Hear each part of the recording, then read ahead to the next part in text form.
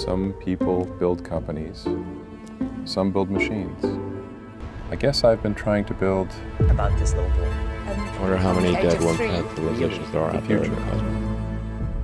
I've been Maybe broke. they're among us, I don't know. I've been fired. I've slept on Yes, it's factory funny, floors the universe and watched appears rockets to be explode. 13.8 billion years But I old. never cared about The being Earth is normal. like 4.5 billion years old. I cared about making In another life half billion years or something so, more.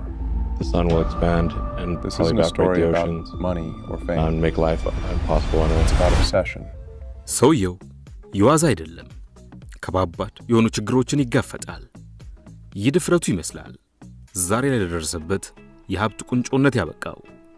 የዓለማችን ባለጸጋ ስለሆነው እየሰራቸው ባሉ አስደናቂና አዳዲስ የቴክኖሎጂ ትሩፋቶች ዓለምን እያስደነቀ ስላለ ሰው ልናወራ ነው። ኤለን መስክ በአሁኑ ወቅት ከገነባቸው እጅግ ትላልቅ ተቋማት መካከል ብንጠቅስ ቴስላ ሞተርስ፣ ስፔስ ኤክስ፣ ሶላር ሲቲ፣ ዘ ቦሪንግ ካምፓኒ፣ ኒውራሊንክ። እንዴት እነዚህን ሁሉ ብሎ መጠየቅ ሰውኛ ነው። ወደ ኋላ እንጓዝና ከልጅነቱ ጀምረን እንቃኘው። ኤለን መስክ በደቡብ አፍሪካዋ ፕሪቶሪያ ከተማ ለቤተሰቦቹ የመጀመሪያ ሆኖ እንደ አውሮፓውያን አቆጣጠር ሰኔ 27 1971 ተወለደ። እናቱ ሜይ መስክ ካናዳዊት ሞዴል ስትሆን አባቱ ኤረል ሙስክ ኤሌክትሮሜካኒካል ኢንጂነርና ፓይለት ነው። ተከታይ ወንድምና እህት አሉት። He has a younger brother, Kimball, born in 1972, and a younger sister, Tosca, born in 1974. በ1980 ወላጆቹ ይፋታሉ። ኤለን ከአባቱ ጋር ለመኖር ይወስናል። 2 ዓመት እንደኖረ እናቴ ጋር በሆን ይሻለኛል በሚል እህትና ወንድሙን ይቀላቀላል። ኤለን ከአባቱ ሲለይ አባቱን ሶስታችንም ልጆች እናታችንን ስለመረጥን አዝናለሁ ብሎታል ይባላል። ከአባቱ ጋር የነበረው ጊዜ አስቀያሚ እንደነበረ ይናገራል። አባቱ ከእናቱ ጋር የተለያየበት ዋና ምክንያት ይኸው የአባትየው እጅግ አስቸጋሪና ሞገደኛ መሆን ነው። It was not a happy childhood. My father has serious issues. ኤለን ስለዚህ ሲናገር አባቴ በጥንቃቄ እርኩስ ዕቅድ የሚያቅድ ነው። ከአእምሮ በላይ የሆኑ ክፉ ነገሮችን የሚያስብ ሰው ነው። ሊስተካከል በምክንያት ለማሳመን ሞክሬያለሁ።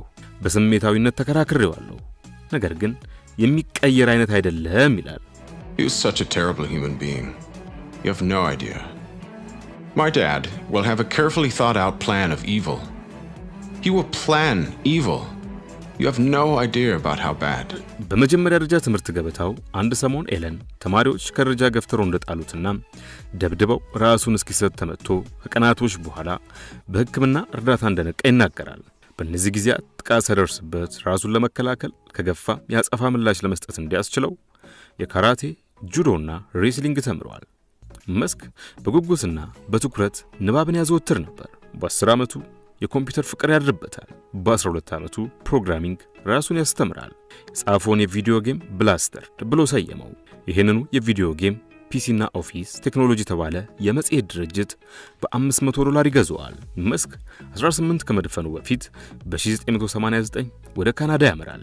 በዚህም ወቅት የአባቱ ተናዳፊነት አልተወውም።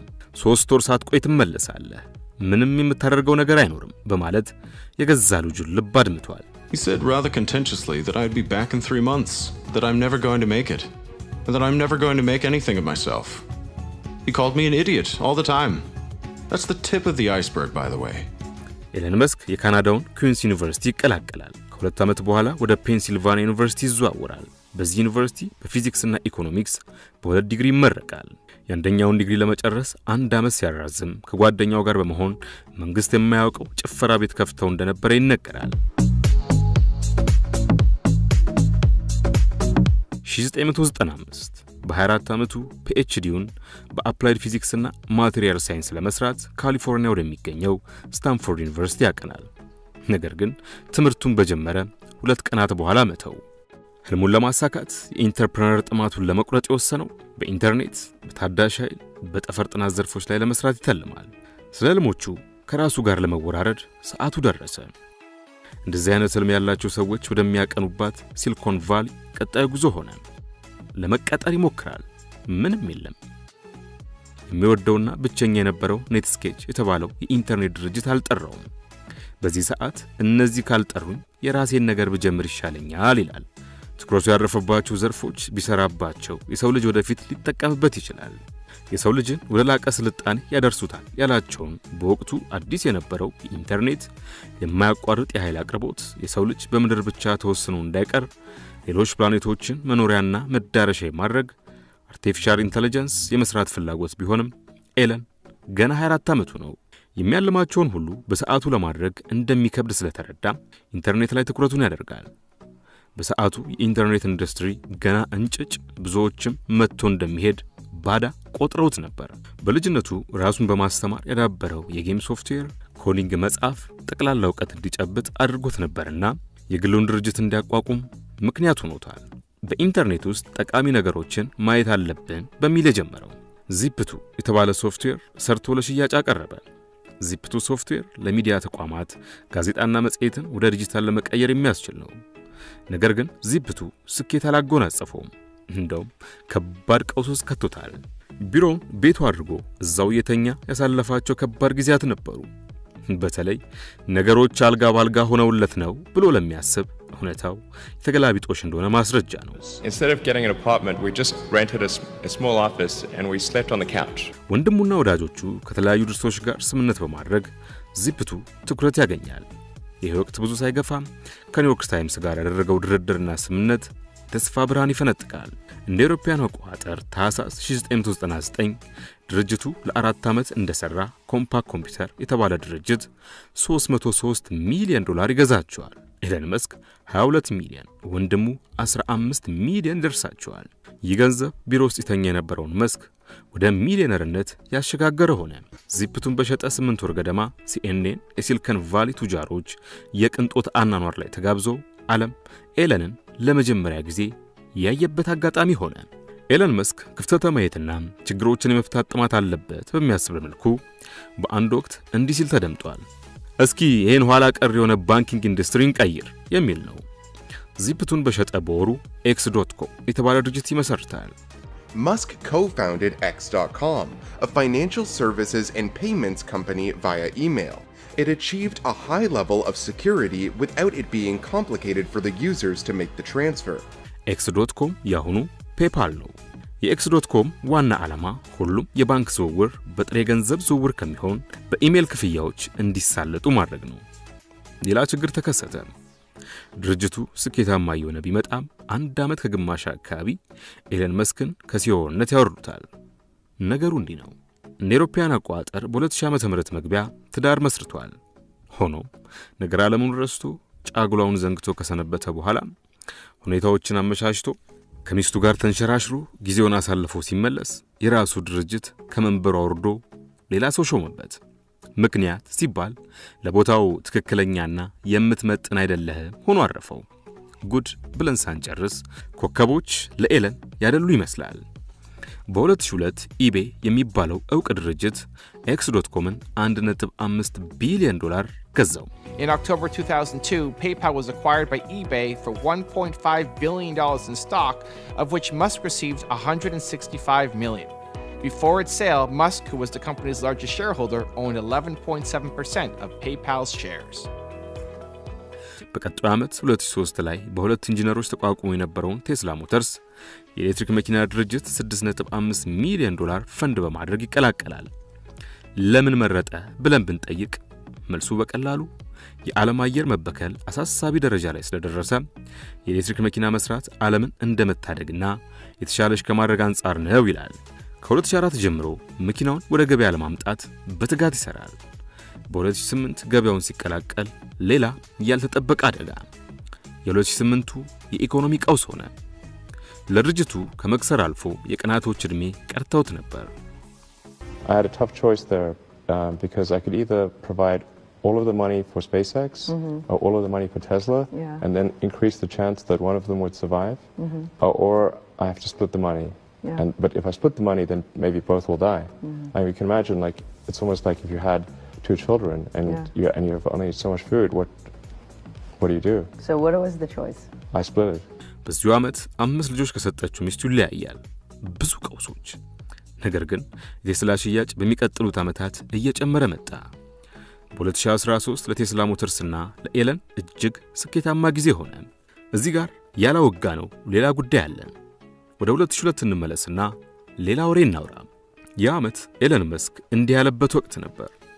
ለምን ሰዎችን ወደ ማርስ መላክ እንደዚህ ውድ ሆነ? መርከስ አለበት። ሮኬቶቹን ባነሰ ዋጋ እሰራቸዋለሁ ብሎ ነበር ስፔስ ኤክስን የጀመረው።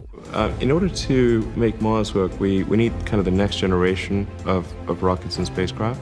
We think we've got something that will enable people to move to Mars for approximately $500,000. $500,000? Yeah. And you can get a free return ticket with that, by the way. ከዚህ ጊዜ ጀምሮ ማርስን መውረር ኮሎናይዚንግ ማርስ የሚለውን ስም ያሰጠው በ2006 ሶላር ሲቲ የተባለ ድርጅት አቋቋመ። ይህም በፀሐይ ኃይልን የሚያመነጭ ሴል ለመስራት የሚያስችለው ሆነ። ሶላር ሲቲ በአሁኑ ሰዓት በአሜሪካ ሁለተኛው የምርቱ አቅራቢ ነው። በ2008 ከሚስቱ ከተፋታ በኋላ ታሉላ ራይሊ የምትባል የእንግሊዝ ተዋናይ ጋር ግንኙነት ይጀምራል። በ2010 ይጋባሉ። በ2012 ይፋታሉ። በ2013 ደግሞ ተጋቡ። በ2014 ድጋሚ ይፋታሉ።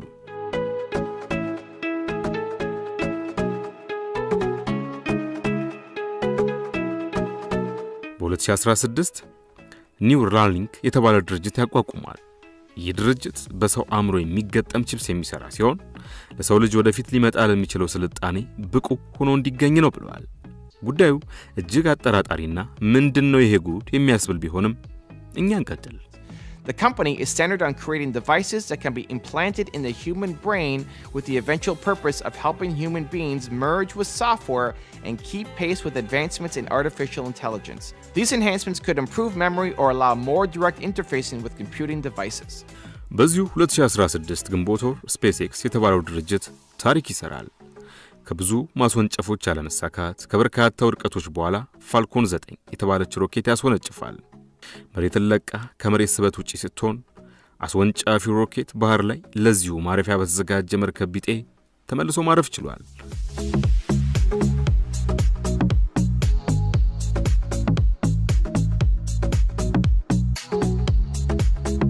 በእርግጥ ያስደንቃል።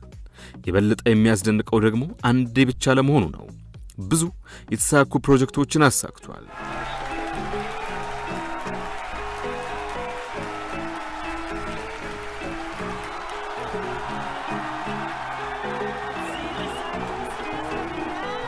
አሁንም በታህሳስ 2016 አንድ ገጠመኝ መስክን ያጋጥመዋል።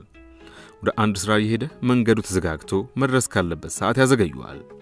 እሱም ለዚህ ጉዳይ እዛው መኪና ውስጥ እንደተቀመጠ በትዊተር ገጹ መሬት ቆፍሬ የመሬት ውስጥ ለውስጥ መንገድ እሰራለሁ ብሎ ይለጥፋል። የድርጅቱን ስም The Boring Company ይለዋል። በየካቲት 2017 የመሬት ቁፈራ በተለያዩ የአሜሪካ ግዛቶች ይጀምራል። የካቲት 2018 የመጀመሪያው ሙከራ በተሳካ ሁኔታ ይፈጸማል። The Boring Company had active construction, approved plans in place, or an operational tunnel in several areas of the United States: Baltimore, Chicago, and Los Angeles. ኤለን መስክ የተናገረውን ከማድረግ የማይመለስ ኮርማ ነው። ቢሆንም ቅሉ አወዛጋቢ ነገሮችን በጋር ሲፈጽም ታይቷል። በመስከረም 2018 ጆ ሮጋን ሾው ላይ ይቀርባል። ከጆ ሮጋን የማሪዋና እጽን ሲስብ ታየ። ይህን ተከትሎ የቴስላ ገበያ ቅናሽ ያስተናግዳል። One of the highest profile and controversial aspects of the program was Musk's puffing from a cannabis-laced cigarette offered by Rogan. Tesla stock dropped after the incident. በዚሁ 2018 በትዊተር ገጹ ቴስላን የግል ማድረግ ብሎ በለጠፈው ጽሑፍ SEC በቅርበት እንዲመረመር አስገድዶታል። መስክን ከቴስላ ቦርድ ኃላፊነት አስነስቶታል። የእምነት ጉዳይ ጥያቄ ውስጥ አስገብተሃል በሚል 20 ሚሊዮን ቀጡት።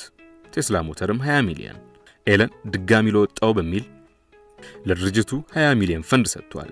He also proclaimed in several interviews since that he does not regret sending the tweet that triggered the SEC investigation. He said the tweet that would cost him and the company $20 million in fines was worth it.